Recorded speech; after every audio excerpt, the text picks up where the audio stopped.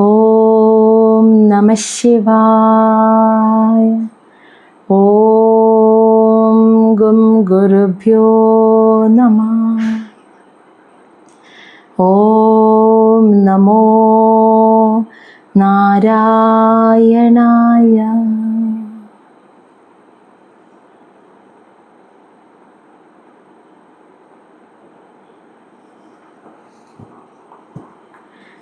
ശ്രീമദ് മഹാഭാഗവതം പഞ്ചമസ്കന്ധം അധ്യായം 2 നമ്മൾ കണ്ടുകൊണ്ടിരിക്കുന്നത്. ആഗ്നേന്ദ്ര രാജാവിൻ്റെ കർമ്മങ്ങൾ ആ ചരിതാണ്. അഗ്നേന്ദ്രൻ നമുക്ക് അറിയാലോ, പ്രിയവ്രതൻ്റെ 7 മക്കളിൽ മൂത്ത പുത്രനാണ് ആഗ്നേന്ദ്രൻ.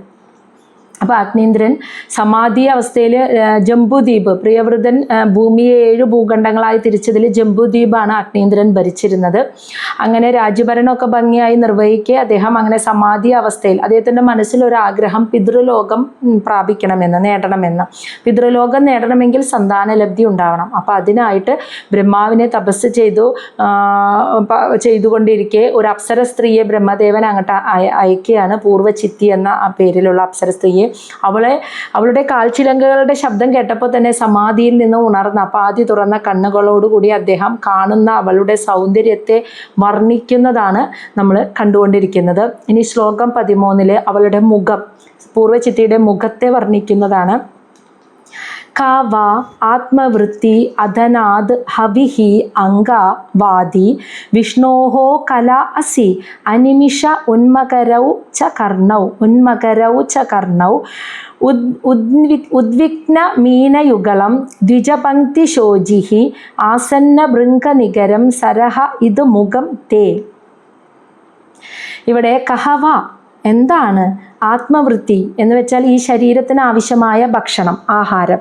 അത് എന്താണ്? അധനാദ്. അധനാദ് എന്ന് വെച്ചാൽ വായയിലിട്ട് ചവയ്ക്കുക. ആ ചവയ്ക്കുമ്പോൾ ഹവി എന്ന് വെച്ചാൽ നല്ല സുഗന്ധം, വാദി പുറത്തേക്ക് വരുന്നു എന്ന്. അങ്ക അല്ലയോ സുഹൃത്തെ. അപ്പോൾ ഇവിടെ ആഗ്നേന്ദ്ര രാജാവ് ആ പൂർവ്വചിത്രിയെ ഒരു പുരുഷനായി കാണുന്ന പോലെയാണ് പറയുന്നത്. അല്ലയോ സുഹൃത്തെ, നീ സംസാരിക്കുമ്പോൾ അങ്ങയുടെ വായിൽ നിന്ന് നല്ല സുഗന്ധമാണ് പുറത്തേക്ക് വരുന്നത്. അതുകൊണ്ട് കഹവ, അങ്ങ് എന്താണ് ഭക്ഷണം, ആഹാരമായി കഴിക്കുന്നത്? അത് ചോദിക്കുകയാണ്. പിന്നെ വിഷ്ണോഹോ കല അസി, അങ്ങ് വിഷ്ണു ഭഗവാന്റെ അംശമാണോ? കല അസി, അംശമാണോ? കാരണം കർണൗച്ച അനിമിഷ ഉന്മകരൗ.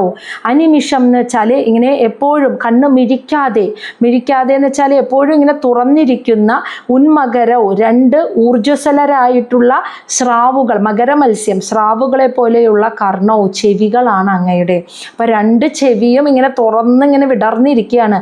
അപ്പോൾ ഇങ്ങനെ കണ്ണടയ്ക്കാത്ത ഊർജ്ജസ്വലരായ 2 സ്രാവുകൾ, മകരമത്സ്യങ്ങളെ പോലെയുള്ള കർണങ്ങളാണ് അങ്ങയുടെ. അത് കണ്ടിട്ട് അങ്ങ് മഹാവിഷ്ണുവിൻ്റെ അംശമാണോ എന്ന് തോന്നുന്നു, അങ്ങനെയാണോ എന്ന് ചോദിക്കുകയാണ്. ഇനി ഉദ്വിഗ്ന മീനയുഗളം. ഉദ്വിഗ്ന മീനെന്ന് വെച്ചാൽ ഇങ്ങനെ ജലാശയത്തിൽ, വെള്ളത്തിൽ ഇങ്ങനെ വളരെ വേഗത്തിൽ പാഞ്ഞ് ഇങ്ങനെ കുതിച്ചു മറയുന്ന മീനയുഗളം, മത്സ്യങ്ങളെ പോലെയുള്ള കണ്ണുകൾ, അവളുടെ കണ്ണുകളെയാണ് വർണ്ണിക്കുന്നത്. അത്രയും ഇളകി മറിയുന്ന മനോഹരമായ 2 കണ്ണുകൾ. മീനയുഗളം എന്ന് വെച്ചാൽ 2 മത്സ്യങ്ങളെ പോലെയുള്ള കണ്ണുകൾ. ദ്വിജപങ്ക്തി ശോചി, ദന്തനിരകൾ, മനോഹരമായി ഇങ്ങനെ പ്രകാശിക്കുന്ന ദന്തനിരകൾ. ആസന്ന ഭൃംഗനികരം, ആസന്ന എന്ന് വെച്ചാൽ അടുത്ത്, ഭൃംഗനികരം എന്ന് വെച്ചാൽ തേനീച്ച. അപ്പോൾ ഈ പല്ലുകളുടെ മനോഹരമായി ശോഭിക്കുന്ന വെളുത്ത പല്ലുകളുടെ അടുത്തായിട്ട്, ആസന എന്ന് വെച്ചാൽ അടുത്തായിട്ട്, ഭൃംഗനികരം എന്ന് വെച്ചാൽ തേനീച്ച കൂട്ടം നിൽക്കുന്നു എന്ന് വെച്ചാൽ കുറുനിര, മുടിയുടെ കുറുനിര ഇങ്ങനെ വീണ് കിടക്കുന്നുണ്ട്. അപ്പോൾ ഈ താടി ഭാഗത്തേക്കായിട്ട്, അപ്പോൾ ആ നല്ല വെളുത്ത പല്ലുകൾക്ക് അടുത്തായിട്ട് ഇങ്ങനെ തേനീച്ച കൂട്ടങ്ങളെ പോലെ മുടിയുടെ കുറുനിര വീണ് കിടക്കുന്നു. ഇതെല്ലാം കൂടി തേ മുഖം, നിന്റെ മുഖം സര ഇത് ഒരു തടാകം പോലെയാണ് എനിക്ക് തോന്നിയത് എന്ന്. അതായത് മത്സ്യങ്ങളും മകരമത്സ്യമൊക്കെ പോലെയല്ലേ കണ്ടത്. നീ സംസാരിക്കുമ്പോൾ നിൻ്റെ വായിൽ ഇങ്ങനെയല്ല, നീ ചവയ്ക്കുമ്പോൾ നിൻ്റെ വായിൽ നിന്നും നല്ല സുഗന്ധം വരുന്നു. നീ എന്താണ് ഭക്ഷണമായി കഴിക്കുന്നത്? നിൻ്റെ കാതുകൾ വിടർന്ന മകരമത്സ്യം പോലെയാണ് ശോഭിക്കുന്നത്. അപ്പോൾ നീ മഹാവിഷ്ണുവിൻ്റെ അംശമാണോ? ഇനി നിൻ്റെ പല്ലുകൾ, ദന്തനിരകൾ നല്ല വെളുത്ത് ശോഭിക്കുന്ന ദന്തനിരകൾ. കണ്ണുകളാണെങ്കിൽ ജലാശയത്തിൽ ഇളകി മറിയുന്ന മത്സ്യങ്ങളെ പോലെയുള്ള കണ്ണുകളും. എല്ലാം കൊണ്ടും ഈ പല്ലുകൾക്ക് അടുത്തായിട്ട് കുറുനിരയും വീണ് കിടക്കുന്നു. എല്ലാം കൊണ്ടും ഒരു തടാകം പോലെയാണ് നിൻ്റെ മുഖം പ്രകാശിക്കുന്നത് എന്ന് അവളോട് വർണ്ണിക്കുകയാണ് കേട്ടോ. ശ്ലോകം 14 ഇനി അവളൊരു ആ സുന്ദരി പൂർവ്വചിത്തി ഒരു പന്ത് കളിക്കുകയാണ് അവിടെ. അത് എങ്ങനെയാണ് അദ്ദേഹം കാണുന്നത് അതിനെ വർണ്ണിക്കുകയാണ് പറയുന്നത്.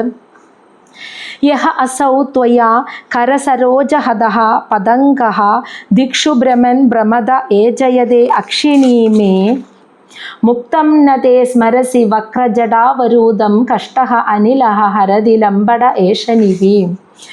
ത്വയാ അങ്ങ്, അപ്പോൾ ഒരു പുരുഷനെ പോലെയാണല്ലോ കാണുന്നത്. അങ്ങ് കരസഹോജ ഹത, അതായത് താമരപ്പൂ പോലെയുള്ള കൈകൾ കൊണ്ട് ഇങ്ങനെ അടിക്കുകയാണെന്ന്.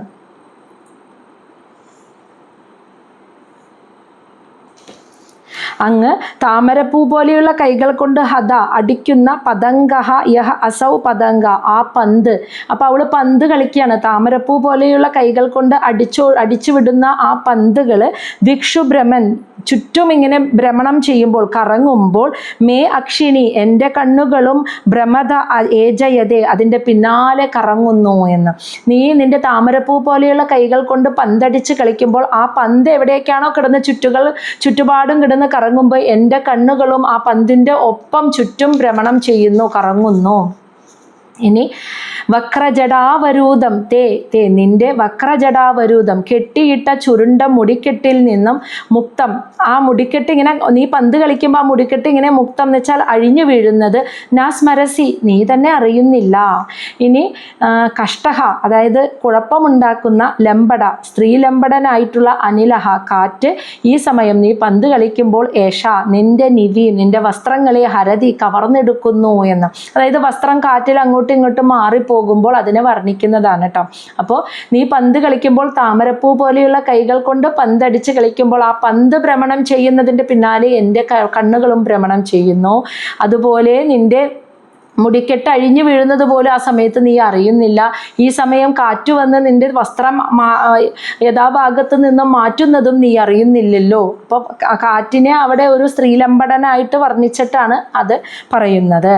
ഇനി ശ്ലോകം 15 അവളുടെ ആ സുന്ദരമായ രൂപം, ഇത്ര മനോഹരമായ രൂപം ഞാൻ എവിടെയും കണ്ടിട്ടില്ല എന്നാണ് ആ വർണ്ണിക്കുന്നത്. രൂപം തപോധന തപശ്ചരതാം തപോഗ്നം ഹി ഏതത്തു കേന തപസാ ഭവത ഉപലബ്ധം ചർത്തും തപഃ അർഹസി മയാ സഹ മിത്രമഹ്യം കിം വാ പ്രസീദതി സഹ വൈ ഭവഭാവനോ മേ.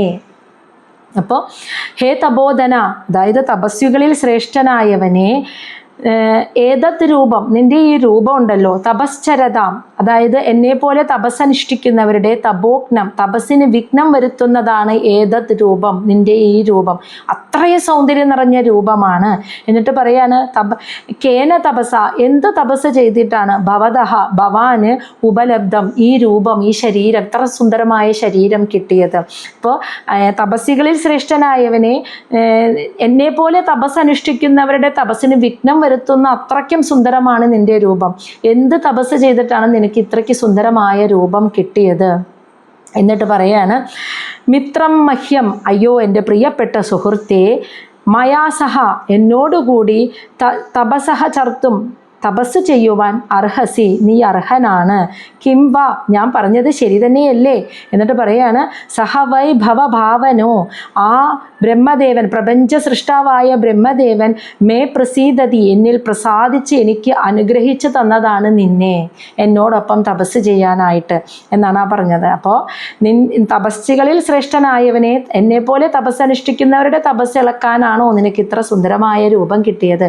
നീ എന്ത് തപസ് ചെയ്തിട്ടാണ് ഇത്ര മനോഹരമായ സൗന്ദര്യത്തെ നീ നേടിയത്? നീ എൻ്റെ പ്രിയമിത്രമാണ്. അതുകൊണ്ട് ഇനി എന്നോടുകൂടി ഞാനിവിടെ തപസ് ചെയ്യുകയാണ് ഈ ആശ്രമത്തിൽ. അപ്പോൾ എന്നോടുകൂടി വന്ന് നീ തപസ് ചെയ്യൂ. തപസ് അനുഷ്ഠിക്കാൻ നീ അർഹനാണ്. കാരണം ആ ബ്രഹ്മദേവൻ എൻ്റെ തപസ് കണ്ട് സംപ്രീതനായിട്ട് എനിക്ക് അനുഗ്രഹിച്ചു തന്ന കൂട്ടാണ് നിന്നെ എന്നോടൊപ്പം തപസ് ചെയ്യാൻ. അപ്പം നമുക്ക് ഒരുമിച്ച് തപസ് അനുഷ്ഠിക്കാം എന്ന് പറഞ്ഞിട്ട് അവളെ യഥാർത്ഥത്തിൽ അങ്ങനെ ജീവിതത്തിലേക്ക് വിളിക്കുകയാണ് ചെയ്യുന്നത് ആഗ്നേന്ദ്രൻ. ശ്ലോകം 16 നാത്വം ത്യജാമി ദയിദം ദ്വിജദേവദത്തം യസ്മിൻ മനഃ ദൃക് അഭി നോ ന വിയാതി ലഗ്നം മാം ചാരുശൃംഗി അർഹസി നേതും അനുവൃതം തേ ചിത്തം യതഃ പ്രതിസരന്തു ശിവ സചിവ്യഃ. എന്നിട്ട് പറയാണ് ദ്വിജദേവദത്തം, അതായത് ബ്രഹ്മദേവനാൽ നൽകപ്പെട്ട ദയിതം, എനിക്ക് ഏറ്റവും പ്രിയപ്പെട്ട ത്വാം, അങ്ങയെ ന ത്യജാമി, ഞാൻ ഒരിക്കലും ഉപേക്ഷിക്കില്ല. ബ്രഹ്മദേവൻ എനിക്ക് അനുഗ്രഹിച്ചു തന്നതാണ് കൂട്ടിനായിട്ട് അങ്ങയെ. ബ്രഹ്മദേവൻ എനിക്ക് തന്ന എനിക്ക് ഏറ്റവും പ്രിയപ്പെട്ട നിന്നെ ഞാൻ ഒരിക്കലും ഉപേക്ഷിക്കുകയില്ല. യസ്മിൻ, അങ്ങയിൽ മനഃ ദൃക് അഭി, എൻ്റെ മനസ്സും എൻ്റെ കണ്ണുകളും ലഗ്നം, ലഗ്നം എന്ന് വെച്ചാൽ അത്രമാത്രം ആകർഷിക്കപ്പെട്ടിരിക്കുന്നു. അതുകൊണ്ട് നോ ന വിയാതി, ഞാൻ ഒരിക്കലും എൻ്റെ മനസ്സും കണ്ണുകളും അങ്ങയിൽ നിന്നും വിടിയിക്കില്ല എന്ന്, അങ്ങയെ വിട്ട് പിരിയില്ല എന്നാണ് പറയുന്നത്. ഞാൻ ഒരിക്കലും അങ്ങയെ ഉപേക്ഷിക്കില്ല. എൻ്റെ കണ്ണും മനസ്സും അങ്ങയിൽ നിന്നിൽ അത്രയ്ക്കും ആകൃഷ്ടമായിരിക്കുന്നു. അതുകൊണ്ട് ഞാൻ ഒരിക്കലും നിന്നെ വിട്ട് പിരിയില്ല. ഇത്രയും പറഞ്ഞിട്ട് ആഗ്നേന്ദ്ര രാജാവ് ശരിക്കും അവളൊരു സ്ത്രീയായി തന്നെ അംഗീകരിച്ചു പറയുകയാണ്. ചാരുശൃംഖ്യ, അല്ലയോ ചാരുശൃംഖ്യ, അതിസുന്ദരിയായവളെ, അർഹസി, നീ അർഹയാണ്, മാം നേതും, എന്നെ കൂടെ കൂട്ടുവാൻ, എന്നെ കൊണ്ടുപോകുവാൻ, അനുവൃതം, നിന്നെ അനുസരിക്കുന്നവനായ എന്നെ, തേ എന്ന് വെച്ചാൽ നിന്നെ അനുസരിക്കുന്ന എന്നെ കൂടെ കൊണ്ടുപോവാൻ നീ അർഹസി, അർഹയാണ്. എവിടേക്ക്? ചിത്തം യതഃ, നിന്റെ മനസ്സ് എവിടെയാണോ ആഗ്രഹിക്കുന്നത് അവിടേക്ക് കൊണ്ടുപോവാൻ നീ അർഹയാണ്. പ്രതിസരന്തു ശിവ സചിവ്യ, സചിവ്യ എന്ന് വെച്ചാൽ നിന്റെ തോഴിമാരെ, ശിവ മംഗളകാരികളായ നിന്റെ തോഴിമാരെയും പ്രതിസരന്തു, അവർ നമ്മളെ അനുഗമിക്കട്ടെ എന്ന്. അപ്പോൾ അവസാനം രാജാവ് സമ്മതിക്കുകയാണ്, ഞാൻ നിന്നെ ഒരിക്കലും ഉപേക്ഷിക്കില്ല. കാരണം ബ്രഹ്മാവ് തന്നെ അനുഗ്രഹിച്ചു തന്നതാണ് എനിക്ക് നിന്നെ പിരിയാനും എനിക്ക് കഴിയില്ല. അതുകൊണ്ട് നിന്നെ അനുസരിക്കുന്നവനായ എന്നെ, നീ എവിടെയാണോ ജീവിക്കണമെന്ന് ആഗ്രഹിക്കുന്ന അവിടേക്ക് എന്നെയും കൊണ്ടുപോവുക, നിന്റെ തോഴിമാരും നമ്മളെ അനുഗമിക്കട്ടെ എന്ന് രാജാവ് ആ ആഗ്രഹം അവളെ അറിയിച്ചു. ഇനി ശ്ലോകം 17.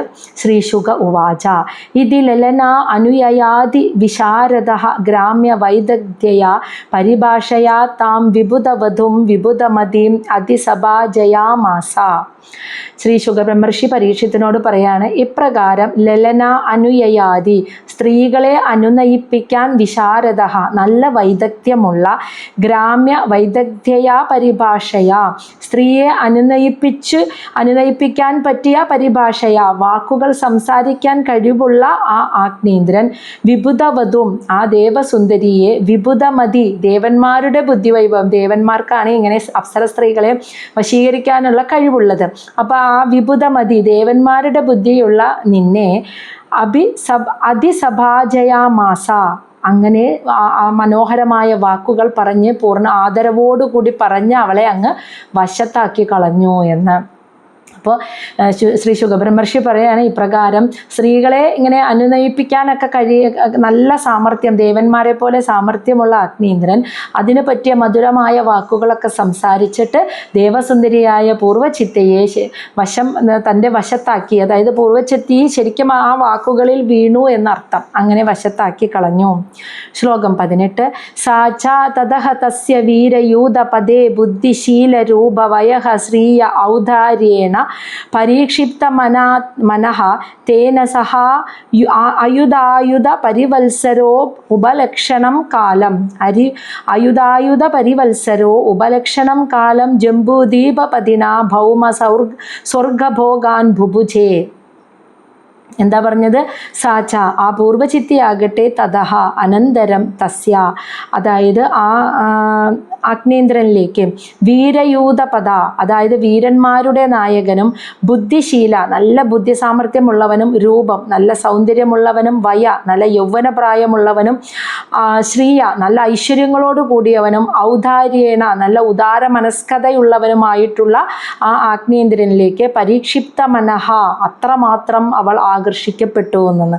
അവൻ്റെ സൗന്ദര്യം, അവൻ്റെ ബുദ്ധി സാമർഥ്യം, ആ വീരന്മാരുടെ നായകനായിട്ടുള്ള അവൻ്റെ ഐശ്വര്യം, യൗവനം എല്ലാം, ആ ഔദാര്യ മനസ്സ്, ഇതെല്ലാം കണ്ടപ്പോൾ അവൾ പൂർവ്വചിത്തി അവളിലേക്ക് ആകർഷിക്കപ്പെട്ട് തേന സഹ, അവനോടുകൂടി അയുധായുധ പരിവത്സരം, 10,000 സംവത്സരങ്ങൾ, ഉപലക്ഷണം കാലം, അത്രയും ദീർഘകാലം, ജംബൂദ്വീപപതിന, ജംബൂദ്വീപിൻ്റെ പതിയായ അഗ്നീന്ദ്രനോടൊപ്പം ഭൗമ സ്വർഗഭോഗാൻ, ഭൂമിയിലെയും ഇവൾ അപ്സര സ്ത്രീയാണ്, അതുകൊണ്ട് സ്വർഗലോകത്തിലെയും സുഖഭോഗങ്ങൾ അനുഭവിച്ച് ബുഭുജെ, ജീവിച്ചു എന്നർത്ഥം. അപ്പോൾ അവരൊരുമിച്ച് അങ്ങനെ അവളും ആ വാക്കുകൾ കേട്ട് ആകൃഷ്ടയായി. അങ്ങനെ അവരൊരുമിച്ച് 10,000 സംവത്സരങ്ങൾ, അത്രയും ദീർഘകാലം ഭൂമിയിലും സ്വർഗത്തിലുമൊക്കെ സുഖഭോഗങ്ങൾ അനുഭവിച്ച് അവരങ്ങനെ കുറേ കാലം ജീവിച്ചു. ശ്ലോകം 19.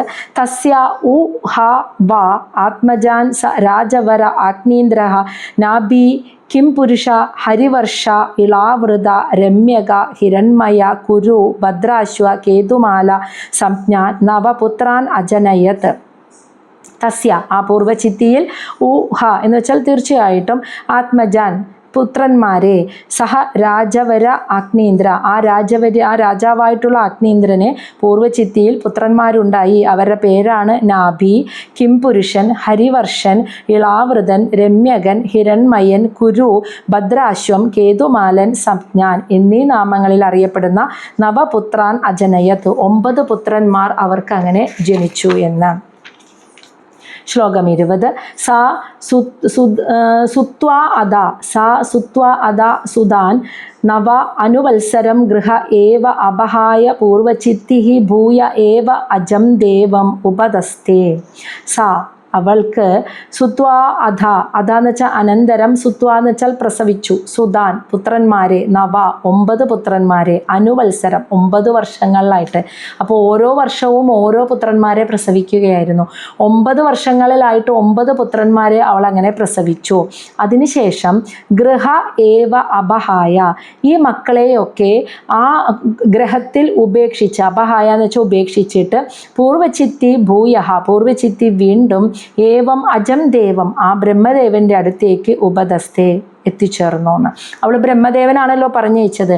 അപ്പോൾ ഈ പുത്രന്മാർ 9 പേർക്ക് 9 വർഷങ്ങളിൽ 9 പുത്രന്മാർക്ക് ജന്മം കൊടുത്തിട്ട് അവൾ അവരെ ആ ഗ്രഹത്തിൽ ഉപേക്ഷിച്ച്, അതായത് അപ്പോൾ ഓരോ വർഷങ്ങളായിട്ട് ഓരോ മക്കൾക്ക് ജന്മം കൊടുത്താണ് 9 വർഷം. അപ്പോൾ ഏറ്റവും മൂത്ത പുത്രൻ നാഭിയാണ്. നാഭിക്ക് ജന്മം കൊടുത്ത് പിന്നെ ഇങ്ങനെ ഓരോ വർഷങ്ങളായി ഓരോരുത്തർ ജനിച്ചു. അപ്പോൾ അത്രയും ചെറുപ്രായത്തിൽ തന്നെ അവർ ആ ഗ്രഹത്തിൽ ഉപേക്ഷിച്ചിട്ട് പൂർവ്വചിത്തി അങ്ങനെ ബ്രഹ്മദേവന്റെ അടുത്തേക്ക് തിരിച്ചുപോയി എന്നാണ് പറയുന്നത്. ശ്ലോകം 21. ആഗ്നീന്ദ്രസുതഃ തേ മാതുഹു അനുഗ്രഹാത് ഔദപതി കേന ഏവ സംഹനന ബലോഭേദാഃ പിത്രാ വിഭക്ത ആത്മതുല്യനാമാനി യഥാഭാഗം ജംബുദ്വീപവർഷാണി ബുഭുജുഹു. ആഗ്നീന്ദ്രസുത ആഗ്നീന്ദ്രന്റെ പുത്രന്മാരായ തേ അവർ, മാധു അനുഗ്രഹാത് അമ്മയുടെ അനുഗ്രഹത്താൽ, അപ്പം അമ്മ അപ്സര സ്ത്രീയാണ്, ദേവസ്ത്രീയാണ്. ആ അമ്മയുടെ അനുഗ്രഹം കിട്ടിയിട്ട് ഔത്പത്തികേന ഏവ എന്ന് വെച്ചാൽ സ്വാഭാവികമായി ജന്മന തന്നെ സംഹനന ബലോഭേദ നല്ല ആരോഗ്യമുള്ള ശരീരവും ശക്തിയും ഉള്ളവരും സ്വന്തം കാര്യം നോക്കാൻ പ്രാപ്തിയുമുള്ളവരുമായി തീർന്നു എന്ന്. അമ്മയുടെ അനുഗ്രഹം കൊണ്ട് ജനിച്ചപ്പോൾ തന്നെ ആ കുട്ടികളൊക്കെ നല്ല ആരോഗ്യമുള്ള ശരീരം, നല്ല ബലവാന്മാർ, മനഃശക്തി, സ്വന്തം കാര്യം നോക്കാൻ നല്ല പ്രാപ്തിയുള്ള കുട്ടികളായിട്ടുള്ള തന്നെയാണ് ജനിച്ചത് അമ്മയുടെ അനുഗ്രഹം കൊണ്ട്. അതുകൊണ്ട് തന്നെ അമ്മ വളരെ ചെറുപ്പത്തിൽ ഉപേക്ഷിച്ച് പോയിട്ടും അവർക്കൊരു ബുദ്ധിമുട്ടുണ്ടായില്ല. അവർ നല്ല ആരോഗ്യമുള്ള ശരീരത്തോടും നല്ല ശരീരത്തിനും മനസ്സിനൊക്കെ നല്ല ബലമുള്ള, സ്വന്തം കാര്യം നോക്കാൻ, ഭക്ഷണം വേണമെങ്കിൽ എടുത്ത് കഴിക്കാനും ഒക്കെ നല്ല പ്രാപ്തിയുള്ള മക്കളായിരുന്നു അമ്മയുടെ അനുഗ്രഹത്താൽ തന്നെ. അങ്ങനെയുള്ള ആ മക്കള് പിത്രാ വിഭക്ത യഥാഭാഗം, പിതാവ് ആ ജംബൂദ്വീപ്, അഗ്നീന്ദ്രൻ ഭരിച്ചിരുന്ന ജംബൂദ്വീപാണല്ലോ, ആ ജംബൂദ്വീപ് എന്ന് പറയുന്നത് ഇന്നത്തെ ഏഷ്യയാണ് കേട്ടോ, ഏഷ്യ ഭൂഖണ്ഡം. അതിനെ വിഭക്ത യഥാഭാഗം ഓരോരോ ഭാഗങ്ങളായിട്ട് വിഭജിച്ച് ആത്മതുല്യനാമാനി ഓരോ പുത്രന്മാരുടെയും പേര് തന്നെ ആ ഭൂഖണ്ഡങ്ങൾ ഈ 9 ഭാഗങ്ങൾക്കും ഇട്ടുകൊടുത്തു എന്ന്. അപ്പം നാഭി മുതലായ പേര് തന്നെ ഈ ജംബൂദ്വീപിനെ 9 ഭാഗമായിട്ട് തിരിച്ചിട്ട് ഈ 9 ഭാഗങ്ങൾക്കും ഈ പുത്രന്മാരുടെ പേര് തന്നെ ഇട്ടിട്ട് ജംബൂദ്വീപ വർഷാണി ഈ ജംബൂദ്വീപിൻ്റെ ഓരോ 9 ഭാഗങ്ങളെയും ബുബുജു പുത്രന്മാർക്ക് വീതിച്ചു കൊടുത്ത് അവരങ്ങനെ ഭരിച്ചു പോന്നു എന്ന്. അപ്പോൾ 9 പുത്രന്മാർക്ക് ജംബൂദ്വീപിനെ 9 ഭാഗങ്ങളായി, ഏഷ്യയെ തന്നെ 9 ഭാഗങ്ങളായി വിഭജിച്ചു എന്ന്. എന്നിട്ട് ഈ 9 പുത്രന്മാർക്ക് അതിൻ്റെ ഭരണം ഏൽപ്പിച്ചു കൊടുത്തു എന്നാണ് പറയുന്നത്. ശ്ലോകം 22. ആഗ്നേന്ദ്ര രാജ അതൃപ്തഃ കാമാനം അപ്സരസം ഏവ അനുദിനം അധിമന്യമാന തസ്യാഹ സ ലോകതാം ശ്രുതിഭിഹി അവാരുന്ത യത്ര പിതരോ മാതയന്തേ. ഇനി ആഗ്നേന്ദ്രൻ എന്ത് സംഭവിച്ചു? രാജാവായ ആഗ്നേന്ദ്രൻ അതൃപ്ത കാമാനം, ആഗ്രഹങ്ങൾ അപ്പോഴും അദ്ദേഹത്തിന് പൂർത്തിയായിട്ടില്ല എന്ന്. ഇത്രയും കാലം സുഖമായി ജീവിച്ച് ഇത്രയും മക്കൾ ഉണ്ടായിട്ടും അപ്പോഴും ആഗ്രഹം പൂർത്തിയാവാതെ അപ്സരസം ഏവം അനുദിനം അതിമന്യ, അപ്സരസ്ത്രീയായ പൂർവ്വചിത്തിയെക്കുറിച്ച് നിത്യവും ചിന്തിച്ചുകൊണ്ടേയിരുന്നു എന്ന്. അവളെ പോയിട്ടും അവളെക്കുറിച്ച് തന്നെ ചിന്തിച്ചു കൊണ്ടിരുന്നു. അങ്ങനെ അതിമന്യമാന, അതേ തന്നെ ചിന്തിച്ച് തസ്യാ സ ലോകതാം, അവളുടെ ആ ലോകത്തെ ശ്രുതിഭിഹി അവാരുന്ത, വേദങ്ങളിൽ പറയുന്ന ആ പിതൃലോകത്തെ അവാരുന്ത പ്രാപിച്ചു. എത്ര, എവിടെയാണോ പിതരോ മാതയന്തേ, പിതൃക്കൾ സന്തോഷത്തോടെ വസിക്കുന്നത് ആ പിതൃലോകത്തെ അദ്ദേഹം പ്രാപിച്ചു. അദ്ദേഹം തപസ് ചെയ്യുമ്പോൾ എന്താ ആഗ്രഹിച്ചത്? പിതൃലോകം പ്രാപിക്കണമെന്ന്. അവിടേക്ക് തന്നെ അദ്ദേഹം എത്തിച്ചേർന്നു. അങ്ങനെ അഗ്നീന്ദ്ര രാജാവ് മക്കൾക്ക് ഭരണം ഏൽപ്പിച്ചു കൊടുത്തു. എന്നിട്ടും ആഗ്രഹ പൂർത്തീകരണം, അദ്ദേഹത്തിന് അപ്പം മുക്തി നേടണമെന്നൊന്നും അല്ല ആഗ്രഹം, ആത്മസാക്ഷാത്കാരം ഇതൊന്നും അല്ല ആഗ്രഹം. പിതൃലോകം പ്രാപിക്കണം. ഭാര്യയെക്കുറിച്ച്, അപ്സരസ്ത്രീയായ ഭാര്യയെക്കുറിച്ച് തന്നെ ചിന്തിച്ചുകൊണ്ടേയിരുന്നു. അങ്ങനെ അവളുടെ ലോകമായ പിതൃലോകത്തെ അദ്ദേഹം പ്രാപിക്കുകയും ചെയ്തു എന്ന്. അതിനുശേഷം ശ്ലോകം 23, സംഭരേതേ പിതരീ നവ ഭ്രാതരഃ മേരുദുഹിതൃ മേരുദേവീം പ്രതിരൂപ ഉഗ്രദം ശ്രീലതാം രമ്യാം ശ്യാമാം നാരി ഭദ്രം ദേവവീതി ഇതി സംജ്ഞാ നവ ഉദവഹൻ. ഇനി സംഭരേതേ പിതരി, തങ്ങളുടെ പിതാവ് ആഗ്നേന്ദ്രൻ അങ്ങനെ പിതൃലോകത്തേക്ക് പോയി. അതായത് മരണം സംഭവിച്ച വേർപാടിന് ശേഷം നവഭ്രാതരഹ, ആ 9 സഹോദരങ്ങളും മേരുദുഹിതൃ, മേരു മഹാമേരുവിൻ്റെ പുത്രിമാരെ, അവരുടെ പേരാണ് മേരുദേവി, പ്രതിരൂപ, ഉഗ്രദംഷ്ട്രി, ലത, രമ്യ, ശ്യാമ, നാരി, ഭദ്രാം, ദേവവീതി ഇതി സംജ്ഞ, ഇപ്രകാരം അറിയപ്പെടുന്ന 9 പുത്രിമാരെ, 9 പുത്രിമാരെ ഉദവഹൻ വിവാഹം കഴിച്ചു എന്ന് പറയുന്നു. അപ്പോൾ ആഗ്നേന്ദ്രൻ്റെ 9 പുത്രന്മാർ ആ 9 ജംബുദ്വീപിനെ 9ആയി തിരിച്ച 9 ഭാഗങ്ങളിലും ഭരിച്ചു. അവരുടെ അതേ പേര് തന്നെയാണ് ദ്വീപിനും. അവർ മഹാമേരുവിൻ്റെ പുത്രിമാരെ 9 പുത്രിമാരെ വിവാഹം കഴിക്കുകയും ചെയ്തു. ആഗ്നേന്ദ്രൻ സ്വന്തം ആഗ്രഹപ്രകാരം അങ്ങനെ പിതൃലോകത്ത് എത്തിച്ചേരുകയും ചെയ്തു. അപ്പോൾ ഇതോടുകൂടി ആഗ്നേന്ദ്രൻ്റെ കർമ്മം ഇവിടെ അവസാനിക്കുകയാണ്. അപ്പോൾ ആഗ്നേന്ദ്രൻ്റെ കർമ്മത്തിൽ നിന്ന് നമുക്ക് എന്താ, ചരിതത്തിൽ നിന്ന് നമുക്ക് എന്താ മനസ്സിലായത്? എന്താണോ മനസ്സിൽ ഒരാഗ്രഹം, അതിലേക്കാണ് പിന്നത്തെ ജന്മം കടന്നു പോകുന്നത്. തപസ് ചെയ്യുമ്പോൾ മനസ്സ് എന്താണോ ആഗ്രഹിക്കുന്നത്, എന്താണോ ചിന്തിക്കുന്നത്, അതിലേക്കാണ് പിന്നീട് നമ്മൾ കടന്നു പോകുന്നത് എന്ന് ആഗ്നേന്ദ്രൻ്റെ ചരിതം നമുക്ക് മനസ്സിലാക്കി തന്നു. ആഗ്നേന്ദ്രന് തപസ് ചെയ്യുമ്പോഴും അവസാന സമയമായപ്പോഴും ഇത് തന്നെയായിരുന്നു ആഗ്രഹം. അപ്പോൾ ആ ലോകത്തേക്ക് തന്നെ പോവുകയും ചെയ്തു. ഇനി നമ്മൾ അടുത്ത അധ്യായം 3 ആഗ്നേന്ദ്രൻ്റെ മൂത്ത പുത്രൻ നാഭി രാജാവിൻ്റെ ചരിതമാണ് പഠിക്കുന്നത് കേട്ടോ. അപ്പോൾ 9 പുത്രന്മാർ, 9 ദേശം. അത് ജംബുദ്വീപിനെ നാഭിയിലെ രാജ്യം ഭരിച്ചത് നാഭി രാജാവ് തന്നെ, ഭാര്യ മേരുദേവി. രണ്ടാമത്തെ സ്ഥലം കിംപുരുഷത്തിലെ രാജാവിൻ്റെ പേര് കിംപുരുഷൻ തന്നെ, ഭാര്യ പ്രതിരൂപ. മൂന്നാമത്തെ സ്ഥലം ഹരിവർഷം, ആ സ്ഥലം ഭരിച്ചത് ഹരിവർഷൻ എന്ന രാജാവ് തന്നെ, അദ്ദേഹത്തിൻ്റെ ഭാര്യ ഉഗ്രദംഷ്ട്രി. 4ാമത്തെ സ്ഥലം ഇളാവൃതം ഭരിച്ചത് ഇളാവൃതൻ എന്ന മകൻ രാജാവ്, അദ്ദേഹത്തിൻ്റെ ഭാര്യ ലത. ഇനി രമ്യകം എന്ന സ്ഥലം ഭരിച്ചത് രമ്യകൻ, അദ്ദേഹത്തിൻ്റെ ഭാര്യ രമ്യ. ഇനി ഹിരൺമയം എന്ന സ്ഥലം ഭരിച്ചത് ഹിരൺമയൻ തന്നെ, അദ്ദേഹത്തിൻ്റെ പേര്, ഭാര്യ ശ്യാമ. കുരു എന്ന സ്ഥലം കുരു എന്ന രാജാവിനെ ഭരിച്ചത് ഭാര്യ നാരി.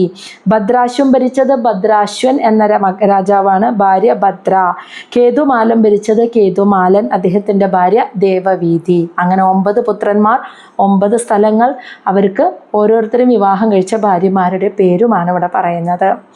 കഴിഞ്ഞു കേട്ടോ. ഇനി അധ്യായം 3 നമുക്ക് അടുത്ത ക്ലാസ്സിൽ